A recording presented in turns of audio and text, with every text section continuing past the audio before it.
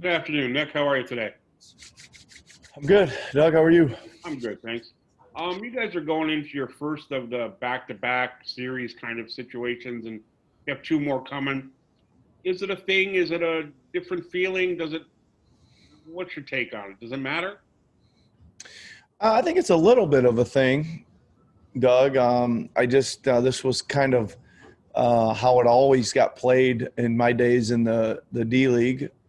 You always kind of played two at a time, two at a time, two at a time. And, we always tried to talk to our guys about no splits.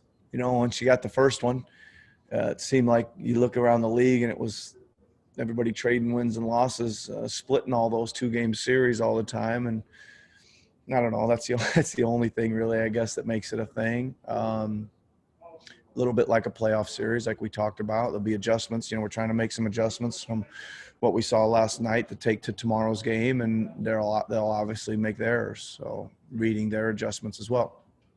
And I presume one of those adjustments would be being more attacking on zone defenses, towards zone defenses. Is that fair to say? I think it's probably fair to say, Doug. I think you got to stay with it. I think you said it last night too. I think we were pretty good shape there, how we were attacking it, and then you kind of missed 5 in a row of the shots you were trying to get, and then all of a sudden you really overanalyze it a little bit. You just got to keep playing a little bit and find some seams in it and keep it moving.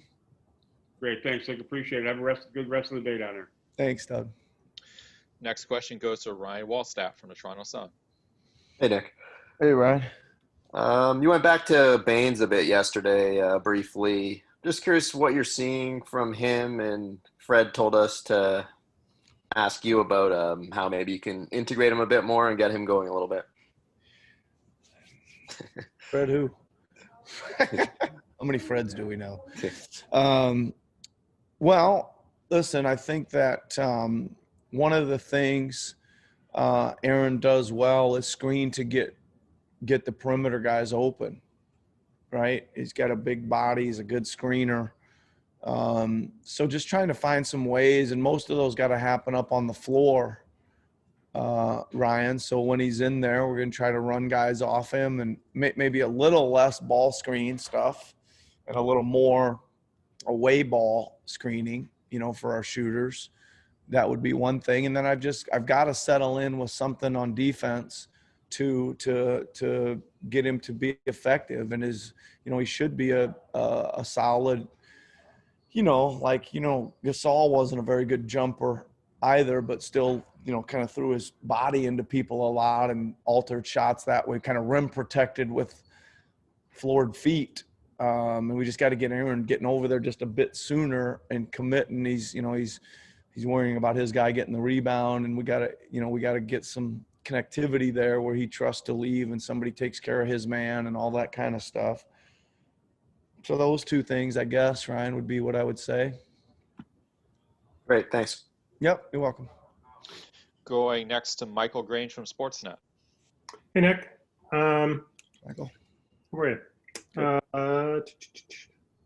When you've got 2 games in a row like this, do you have to kind of guard against coaching for the game versus, I'm sure you got a bigger picture menu you're trying to get organized for the season. That seems to be your approach, kind of take a long-term view of things. So do you kind of have to pull back and not just focus in on these 2 games because they're right in front of you? I don't think so, Michael. I think that my thoughts would be this. My thoughts would be, can you adjust kind of from one night to the next? Like for example, we created a lot of really open looks in a good portion of that game. And I would imagine that they're going to come out and be moving with a little more energy and a little more speed to try to take some of those away. So the first thought is don't expect it to be the same, right? Even though it's the same team and all that kind of stuff, I would imagine you can get yourself in a mindset of thinking, well, this was here the other night. and maybe it isn't as clean a look or whatever. I don't know if I'm making any sense there or not, but if the pressure does turn up a little bit, are you ready to go to plan B? Are you going to back cut it out? Are you going to be able to, penetrate wider gaps because there's more, pressure or whatever?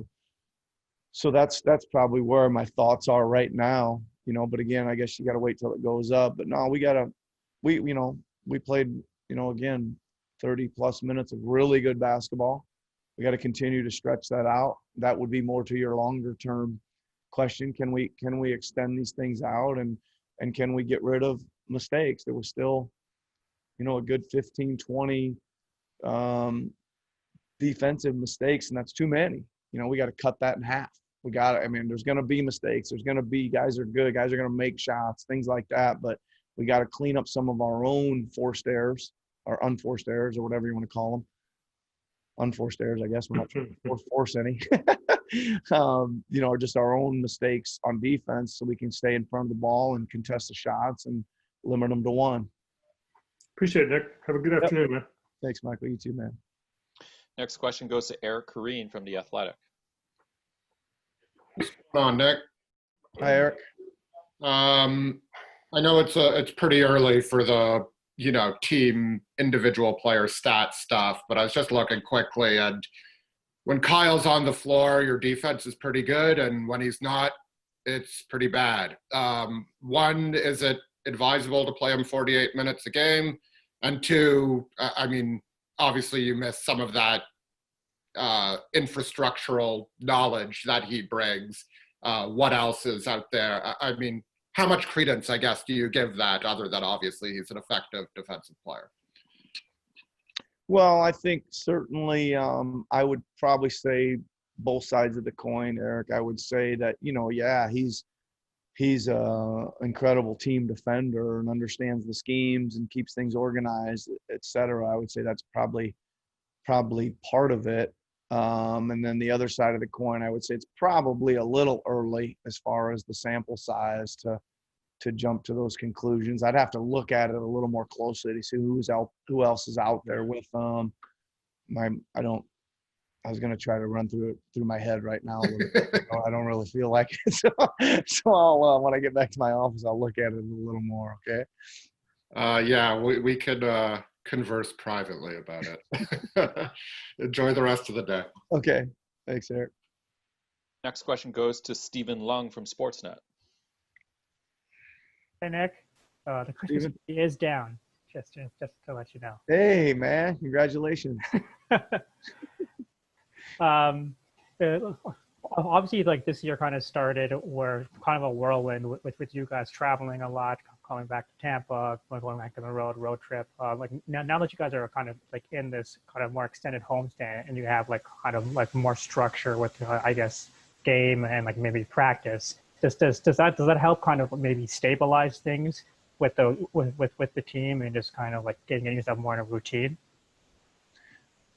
Yeah, I think so. I think we're all still trying to get settled in. I know we've been here a while now, but you kind of got a training camp. Everybody's at the hotel, and then you got a couple weeks where everybody's looking for a place and moving in, and then we hit the road, and it's kind of almost our first time to get back to, where our residences are that we kind of got settled into a few days before we took off. So I think so. I think that should help us settle in a little bit. I just kind of is what it is, though. I don't think it's super taxing. It's certainly not an excuse, that we're using. I think it's just kind of like we're all doing right now. We're all trying to adjust to the changing times, and this is what ours has come to. It's a little bit unstable, et cetera, but we gotta handle it away from, once we get to the court, it's basketball, so we got to be able to that's kind of where our stability lies, on the court. Great. Thanks a lot, Nick. Have a good afternoon. Yep. Thanks, Steve. More questions for you, Coach. First one goes to William Liu from Yahoo Sports Canada. Hey, Coach. Last night you played Utah and Stanley together. It feels like in previous games you've kind of had one or the two on the floor. Why did you and your staff decide to go with that combo together, and what did you like about it after seeing the film last night? Well, I think Pascal had the early foul trouble was probably one of the reasons. William, I think that he picked up a couple, and things were going pretty good, and I was going to try to ride that a little bit longer if I could, and ended up, I think, if I remember right, getting it all the way to the second quarter, I believe. So and they were both just playing solid, And again, I think that's really, they play hard. They're pretty active on D. They're chasing down rebounds, those two guys, and there was enough just kind of ball circulation going on that it didn't really matter who was, the offense was getting the shot, not particular guys. And again, they get it swung around to them sometimes in rhythm opportunities, and they're stepping in and taking them. And that's, it's going to be a couple times a game for those guys in limited minutes, but those are the right shots and they got to take them. But I just think they were solid, great effort and solid. And that's a good combination. And again, gives us some strength with Stanley and some size with Yuta out there as well. Now, I might be going a little bit too far with this. Obviously, offensively, the comparison isn't really there, but defensively, with Utah and Stanley together, does it remind you almost of the dynamic with Pascal and OG in the starting five in terms of having a really burly wing and then also a really lanky wing who can all pretty much guard five positions? Yeah, a little bit. I thought you were going to say it was Jordan and Pippen. You said you were going too far there at the wings, but no. I mean, it's kind of similar. Yeah, I guess, Stanley, just like OG, enables us to kind of switch him down, play a little more switching, and he can take the fives and use his body on the posts. And again, I think Yuta, he might be, I'm not sure he is, but he might be a little limited athletically, but he makes up for it and hustle and just never gives up on a play. You look 1 second, it looks like they're going to, they try to go at him and ISO him. It looks like he might be beat, but he just keeps staying with it. And all of a sudden he's deflecting a pass out and we're heading the other way. Or he gets back in front and makes the shot really tough, or he gets from the side and makes it a pretty good challenge anyway. So, just again, it's some length. And if you're going to play with some effort like that, you can be effective. All right. Thanks, Coach. You're welcome. Final question goes to Peter from RDS. Hey, Coach, how you doing? Hi, Peter. I'm good. Good. Last couple of games down to the wire. We saw it last night again. 9.8 seconds left. You're up by 3. Timeout. You were huddled with your coaches. They seemed to be talking a lot to you, and you were listening. What's the mindset or the vision that you had on that last play? Did you always want to get that stop? Did you consider maybe fouling under 5? What is the Nick Nurse vision, or is it a game to game? No, there was a lot to talk about. Okay, first of all, we had a foul to give, so we could have used that. We were talking about personnel. We were considering making one switch in the personnel there as well to make things a little more switchable. We were also talking about what you just mentioned, fouling up 3 if it got inside 5 seconds as well. So we didn't take the foul to give. We didn't foul up 3. We blew a switch. So like I said to Doug after the game, we did everything not so good and end up with the W, and we did everything perfect in every other game, and they throw in shots or get a foul call or whatever. So like I said, it's a funny game sometimes. But and in all seriousness to your question, those are the conversations that were going on. Okay. The last one. We know that, Terrence Davis started off, had a great season, consistent in the regular season last year, not as good in the bubble. This year, up and down. We know what he does well, but what do you expect from him, or what are you asking him to do to improve to get that consistent rotation minutes? Well, I mean, Terrence's big skill is he's a tremendous kind of,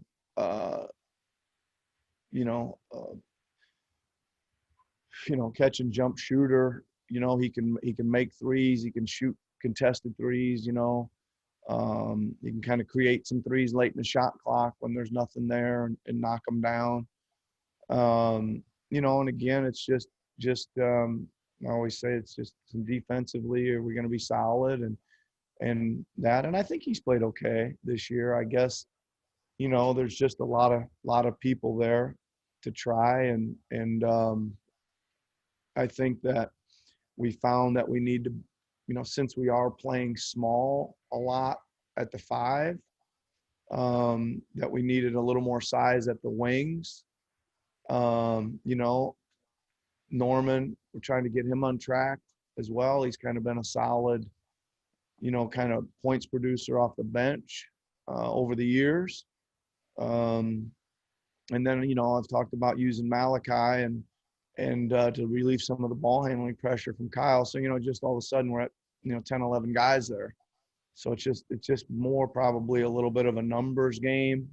But it's always kind of nice to have that guy in your pocket. Like, we didn't use him last night, but I'd probably bet on us using him tomorrow night, especially if we see the zone and let him get out there and see if he can't shoot them out of the zone in a 2 or 3 minute stretch or something and provide some offense for that second unit.